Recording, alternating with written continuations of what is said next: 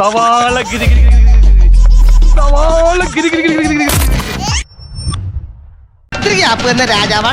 രാജാവാ ഏത് രാജ്യത്തെ? കൊച്ചി രാജ്യത്തെ. നമ്മുടെ കാരണഭൂതന്റെ ഭരണം 9 കൊല്ലം കഴിഞ്ഞ് 9.5 കൊല്ലം കഴിഞ്ഞ് 9.25 കൊല്ലം ആയപ്പോഴാണ് പെട്ടെന്ന് തിരുവനന്തപുരത്ത് സെക്രട്ടേറിയറ്റിലിരിക്കുന്ന ഒരു അണ്ടർ സെക്രട്ടറി ഒരു ഉൾവിളി ഉണ്ടായത്. അതെ വേണ്ട മുതലാളി വേണ്ട. ഇനി മേലിൽ നമ്മുടെ മുഖ്യമന്ത്രിയെയോ മന്ത്രിമാരെയോ അഡ്രസ് ചെയ്ത് ഏതെങ്കിലും ഒരു കുറിപ്പ് തയ്യാറാക്കുന്ന സമയത്ത് അതിൽ ഈ കൂട്ടരെ പരാമർശിക്കുന്നതിന്റെ ഭാഗമായി ബഹുമാനപ്പെട്ട എന്നുള്ള ഒരു വാക്ക് അവരുടെ ഡെസിഗ്നേഷന് മുമ്പ് ചേർക്കണം എന്നുള്ളതാണ്. ഭരണപരിഷ്കാര വകുപ്പിൽ നിന്നാണ് ഈ കിതാബ് അല്ലെങ്കിൽ ഈ കടലാസ് വന്നിട്ടുള്ളത്. അത് മുഖ്യൻ നേരിട്ട് ഭരിക്കുന്ന ആ വകുപ്പിൽ നിന്ന് ഒരു ഇണ്ടാസ് ഇറങ്ങിയിരിക്കുകയാണ്. ബഹുമാനമില്ലാതെ വെറുതെ മുഖ്യമന്ത്രി എന്ന് പറയാൻ പാടില്ല. ആ മന്ത്രിയെ പറ്റി പറയുമ്പോൾ ബഹുമാനപ്പെട്ട ആ ചേർക്കണം. കൊള്ളാം, നല്ല ഫ്രഷ് ഐഡിയ. ഈ ബഹുമാനം എന്ന് പറയുന്നത് കാശ് കൊടുത്ത് മേടിക്കാൻ കിട്ടുന്ന കാര്യമല്ല. ആളുകളുടെ ഉള്ളിൽ നിന്ന് സ്വയമേവ ഉണ്ടായി വരേണ്ട ഒരു കാര്യമാണ്. അപ്പോഴേ ബഹുമാനിക്കൂ. ആ തോളത്ത് കിടക്കുന്ന 2-ാം മൂട്ട് എടുത്ത് അരയിൽ കിട്ടുന്നില്ല എന്നൊക്കെ എനിക്ക് തോന്നാൻ തുടങ്ങിയാൽ വലിയ ബുദ്ധിമുട്ടാണ്. താനൊരു ചക്രവർത്തിയാണെന്നാണ് അവന്റെയൊക്കെ ഒരു ധാരണ. കേരളത്തിൽ ഒരുപാട് മുഖ്യമന്ത്രിമാരും ഉണ്ടായിട്ടുണ്ട്. ഏറ്റവും ഒടുവിൽ നമ്മുടെ കാരണഭൂതൻ വരെ മുഖ്യമന്ത്രി വരെ. അയ്യോ ഓർമ്മിപ്പിക്കല്ലേ പൊന്നെ. ആർക്കും ഈ സമയത്ത് ബഹുമാനം കുറഞ്ഞു പോയി എന്നൊരു തോന്നലുണ്ടായിരുന്നില്ല. ജനങ്ങൾ അവരെ മുഖ്യമന്ത്രി എന്നുള്ള നിലയ്ക്ക് ബഹുമാനിച്ചു. അല്ലാണ്ട് അന്നദാതാവായ പൊന്നു തമ്പുരാൻ എന്ന രീതിയിലൊന്നും കേരളത്തിൽ ഒരു മുഖ്യമന്ത്രിയാണ് കേരളീയർ ഒരിക്കലും ആദരിച്ചിട്ടില്ല, ബഹുമാനിച്ചിട്ടില്ല, ബഹുമാനിക്കുകയില്ല. അത് പണ്ടും അങ്ങനെ തന്നെ ആയിരുന്നല്ലോ. മലയാളികളുടെ സ്വഭാവം നമുക്കറിയാം. ആ മുഖ്യമന്ത്രി ശരി മുഖ്യമന്ത്രി അത്രേ ഉള്ളൂ. ആ രീതിയിലുള്ള ബഹുമാനമൊക്കെ എല്ലാ മുഖ്യമന്ത്രികൾക്ക് കിട്ടിയിട്ടുണ്ട്. അപ്പോൾ ഓരോരുത്തരും ഓരോ രീതിയിലാണ് ജനങ്ങളുടെ ആ സ്നേഹാദരവുകൾ പിടിച്ചു പറ്റിയത്.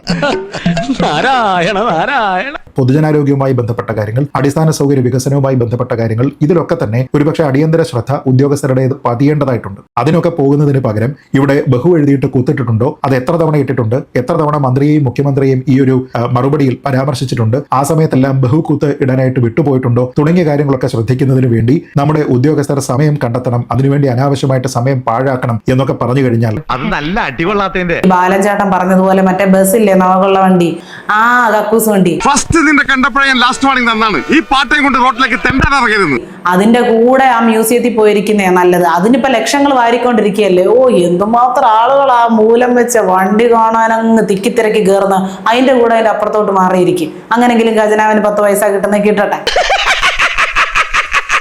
മന്ത്രിയെ പറ്റി പറയുമ്പോൾ ബഹുമാനപ്പെട്ട ആ ചേർക്കണം. അപ്പോൾ ബഹുമാനപ്പെട്ട മൃഗസംരക്ഷണ വകുപ്പ് മന്ത്രി ചിഞ്ചു റാണി എന്ന് പറയും. ബഹുമാനപ്പെട്ട ആരോഗ്യ മന്ത്രിണി വീണ ജോർജ്. ശിവൻകുട്ടിയുടെ ആരും പ്രത്യേകം പറയേണ്ട ആവശ്യമില്ല. പുള്ളി ആളുകൾക്ക് ഇപ്പൊ തന്നെ ഭയങ്കര ബഹുമാനം. അതുകൊണ്ട് എടുത്തു പറയേണ്ട കാര്യമില്ല. എന്നാലും ബഹുമാനപ്പെട്ട വിദ്യാഭ്യാസ മന്ത്രി വി ശിവൻകുട്ടി എന്ന് പറഞ്ഞാലേ ഇനി മേലിൽ സെക്രട്ടേറിയറ്റിലെ ഉദ്യോഗസ്ഥന്മാർക്കാണെങ്കിലും ആ വില്ലേജ് ഓഫീസർമാർക്കാണെങ്കിലും ഒക്കെ അവർക്ക് മേലിൽ ശമ്പളം കിട്ടുള്ളൂ. കുത്തും ആലോചിക്കണം. ആ വോട്ടേ കുത്തും ആലോചിക്കണം. കണ്ട അണ്ടനും അടവണ്ണൊക്കെ വോട്ട് ചെയ്താൽ ഇങ്ങനെയൊക്കെ ഉണ്ടാവും. വെറുതെ വകുപ്പ് മന്ത്രി എന്ന് എഴുതാൻ പാടില്ല, ബഹുമാനപ്പെട്ട വകുപ്പ് മന്ത്രി എന്ന് എഴുതണം. ഇത് ഒരുതരം മാടമ്പിത്തരമാണ്, ഒരുതരം ഫ്യൂഡൽ മനോഭാവമാണ്. എനിക്കതാ മനസ്സിലാകാത്തത്. അങ്ങനെ ബഹുമാനപ്പെടുത്താൻ പോവുകയാണ്. ബഹുമാനപ്പെട്ടാന്ന് പറയുമ്പോൾ തന്നെ അതിലൊരു വലിയ പെടലും പെടത്തലും ഉണ്ട്. ഇനി മേലിൽ കേരളീയരെ മൊത്തത്തിൽ ബഹുമാനിപ്പിക്കാനുള്ള പരിപാടിയിലാണ് നമ്മുടെ സർക്കാരിന്റെ ഈ പുതിയ ഇണ്ടാസ് വന്നിട്ടുള്ളത്. അയ്യടാ ആ വക ചീപ്പ് നമ്പറിനൊന്നും ഞങ്ങളെ കിട്ടില്ല. അപ്പൊ ഈ ബഹുമാനപ്പെട്ട മുഖ്യമന്ത്രി എന്ന് വേണം ഇതിന് പറയാനായിട്ട്. അല്ലാതെ പറയുന്നവരുടെ റേഷൻ കാർഡിൽ അരി വെട്ടും, അരിയും കിട്ടില്ല, മണ്ണെണ്ണ കിട്ടില്ല. ബുദ്ധിക്ക് ഒരു 5 പൈസ കുറവുള്ള ആളാ അയാൾ. എന്താ എപ്പോഴാ ചെയ്യണമെന്ന് പറയാൻ പറ്റില്ല. അപ്പൊ ഞാൻ മുഖ്യമന്ത്രിക്ക് ഒരു നിവേദനം സമർപ്പിക്കുക, അല്ലെങ്കിൽ ഒരു പരാതി അയക്കുകയാണെങ്കിൽ എങ്ങനെ വേണം? ബഹുമാനപ്പെട്ട മുഖ്യമന്ത്രി സഖാവ് പിണറായി വിജയൻ വായിച്ചറിയുന്നതിലേക്ക് എന്ന് പറഞ്ഞാൽ അവൻ ഇച്ചിരി ബഹുമാനം കൂടിയിട്ടുണ്ടല്ലോ. എനിക്ക് അവന്മാര് സാറിന് താങ്ങിയത് പോലെ തോന്നിയത് അല്ല. ബഹുമാനം കൂടിയിട്ടുണ്ട്, എങ്കിൽ കൂടി കാണും. അല്ലെങ്കിൽ ഉന്നത വിദ്യാഭ്യാസ മന്ത്രിക്ക് അയക്കുകയാണെങ്കിൽ ബഹുമാനപ്പെട്ട അത്യുന്നത വിദ്യാഭ്യാസ വകുപ്പ് മന്ത്രി ഡോക്ടർ ബിന്ദു അവർ വായിച്ചറിയുന്നതിലേക്ക് എന്ന് പറഞ്ഞിട്ടാണ് അയക്കാൻ. അതിനിപ്പോ വിജയരാഘവൻ വീട്ടിൽ ചെല്ലുമ്പോൾ ബിന്ദുവിനെ ബഹുമാനപ്പെട്ട ബിന്ദു എന്ന് വിളിക്കണം, അല്ലെങ്കിൽ സംഗതി പ്രശ്നവും.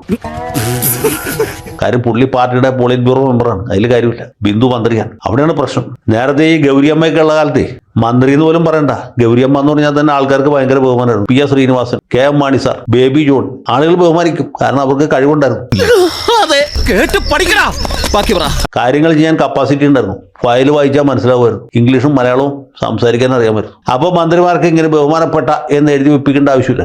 നാഴേക്ക് 40 വട്ടം ബഹുമാനപ്പെട്ട മുഖ്യമന്ത്രി, ബഹുമാനപ്പെട്ട മന്ത്രി എന്നൊക്കെ പറഞ്ഞ് എഴുതുകയോ ബഹുമാനം എന്നുള്ളത് അങ്ങനെയൊന്നും കിട്ടില്ല എന്നുള്ളത് ഈ ഉത്തരവ് ഇറക്കിയിരിക്കുന്ന ആൾക്കാരും ഈ ഉത്തരവ് കണ്ട് സംതൃപ്തരായിരിക്കുന്ന ആൾക്കാരും ഒരേപോലെ മനസ്സിലാക്കേണ്ടതാണ്. ഓരോരുത്തർ പറയുന്നത് കേട്ടാ തൊലി ഉരിഞ്ഞു പോകും. ബഹു എന്നാക്കിയാലും മതി എന്ന് പറഞ്ഞിട്ട് അതാണ് എനിക്ക് ബഹു രസമായിട്ട് തോന്നിയത്. ബഹു മുഖ്യമന്ത്രി, ബഹു റവന്യൂ മന്ത്രി, ബഹു മൃഗസംരക്ഷണ മന്ത്രി, കായിക വകുപ്പ് മന്ത്രി. ബഹുമാനം മുഴുവൻ വേണമെന്നില്ല. ബഹുമാനത്തിന്റെ പിടത്തൽ കഴിച്ച് വെറും ബഹു വെച്ച് നമുക്ക് ബഹുമാനിക്കാം. തലയിൽ കൃഷ്ണിയുള്ളവരെ ആളുകൾ അല്ലെങ്കിൽ ബഹുമാനിക്കും. ഇല്ലാത്തവർക്ക് ഇത് എഴുതി വെച്ച് ബഹുമാനിപ്പിക്കേണ്ടതായിട്ട് വരും. അതാണ് പ്രശ്നം. ഇങ്ങനെ ഒരു സർക്കുലറിൽ അടിച്ചു വെച്ചതുകൊണ്ടോ അതിൻ്റെ പേരിൽ ഇനിയുള്ള എല്ലാ കമ്മ്യൂണിക്കേഷനിലും ബഹുകുത്ത് മുഖ്യമന്ത്രി എന്ന് പറഞ്ഞതുകൊണ്ടോ ഇനി വാക്കാൽ പറയുന്ന സമയത്ത് നിർബന്ധമായും ബഹുമാനപ്പെട്ട മുഖ്യമന്ത്രി എന്ന് മാത്രം പറഞ്ഞതുകൊണ്ടോ ഒരാൾ ബഹുമാനിതനാകുന്നില്ല. ആ ബഹുമാനം എന്നുള്ളത് നിങ്ങൾ നേടിയെടുക്കേണ്ടതാണ് നിങ്ങളുടെ പ്രവൃത്തി കൊണ്ട്. അത്ര പെട്ടെന്ന് മനസ്സിലാക്കിയെടുക്കാനുള്ള ബുദ്ധി അതിനുണ്ടോടാ? എനിക്കിപ്പോൾ ഓർമ്മ വരുന്നത് ചാണക്യൻ പറഞ്ഞ ഒരു കാര്യമാണ്. ഒരാൾ എവിടെ ഇരിക്കുന്നു എന്നതല്ല അയാളെ ശ്രേഷ്ഠനാക്കുന്നത്, അയാളുടെ സ്വഭാവ മഹിമയാണ്. ഒരു കാക്ക കൊട്ടാരത്തിന്റെ ഏറ്റവും മുകളിൽ കയറി ഇരുന്നാലും അത് ഗരുഡനാകില്ലല്ലോ. ഇപ്പൊ വീണ ജോർജിനെ ബഹുമാനിക്കണം നമുക്ക് ആഗ്രഹമുണ്ട്. പക്ഷെ ബഹുമാനം വരില്ല, അവരുടെ ഭരണത്തിന്റെ മേന്മ കൊണ്ട്. ഞാൻ അതിനെക്കുറിച്ചൊന്നും ഇപ്പൊ പ്രതികരിക്കുന്നില്ല കേട്ടോ. അത് നന്നായി. അതുകൊണ്ട് ഇപ്പൊ എന്ത് നമ്മൾ സർക്കാർ ബഹുമാനപ്പെട്ട എന്ന് എഴുതി വെപ്പിക്കാൻ പോകും. പക്ഷെ ഇതിൽ വേറൊരു പ്രശ്നമുണ്ട്, പ്രോട്ടോകോളിന്റെ ഒരു വിഷയം ഉണ്ടെന്ന് വെച്ചാൽ ഈ സാധാരണ മന്ത്രിമാരെയൊക്കെ ഇപ്പൊ ബിന്ദുവിനോ വീണ ജോർജിനോ അതിൽ ഈ അബ്ദുറഹ്മാനെയൊക്കെ നമുക്ക് ബഹുമാനപ്പെടൽ കൊണ്ട് നിർത്താം. മുഖ്യമന്ത്രിക്ക് അത് മതിയോ? അത് പോരാ. മുഖ്യമന്ത്രിയെ പോലെ മഹാനായ ഒരു വ്യക്തിയെ കുറിച്ച് ബഹുമാനപ്പെട്ട മുഖ്യമന്ത്രി എന്ന് പറഞ്ഞാൽ പോരാ. മുഖ്യമന്ത്രി വാഴ്ത്തപ്പെട്ട മുഖ്യമന്ത്രി എന്നാണെങ്കിൽ കുറച്ചുകൂടി കുഴപ്പമില്ല. അല്ലെങ്കിൽ അന്നദാതാവായ പൊന്നു തമ്പുരാൻ, വഞ്ചി ഭൂപതി, കുലശേഖര കിരീടപതി, മന്നെ സുൽത്താൻ, ഷംഷർ ജഗ് എന്നൊക്കെയുള്ള ചില ടൈറ്റിൽസ് ഉണ്ടായിരുന്നു പണ്ട് നമ്മുടെ തിരുവിതാംകൂർ മഹാരാജാണ്. അതുപോലെ വല്ലതൊക്കെ ഇദ്ദേഹത്തിന് കൊടുക്കാം. ഒരു ജനപ്രതിനിധി അല്ലെങ്കിൽ ഒരു ജനസേവകൻ എന്നതിനേക്കാൾ ഉപരിയായി ഒരു രാജാവിന് സമാനമായിട്ടുള്ള ഒരു സീറ്റിലേക്ക് ഇവരെയൊക്കെ തന്നെ ഇരുത്തുന്ന ഒരു സമ്പ്രദായമാണ് നമ്മളിപ്പോൾ കാണുന്നത്. അങ്ങനെയുള്ള പൊന്നു തമ്പുരാൻ അല്ലെങ്കിൽ കാണപ്പെട്ട ദൈവം, അഖില കേരള ചക്രവർത്തി പിണറായി മഹാരാജാവ് പലപ്പോഴും ഒരു രാജാവിനെ പോലെ നമ്മുടെ മുഖ്യമന്ത്രി പെരുമാറുന്നു എന്ന വിമർശനം മുമ്പും ഉണ്ടായിട്ടുണ്ട്.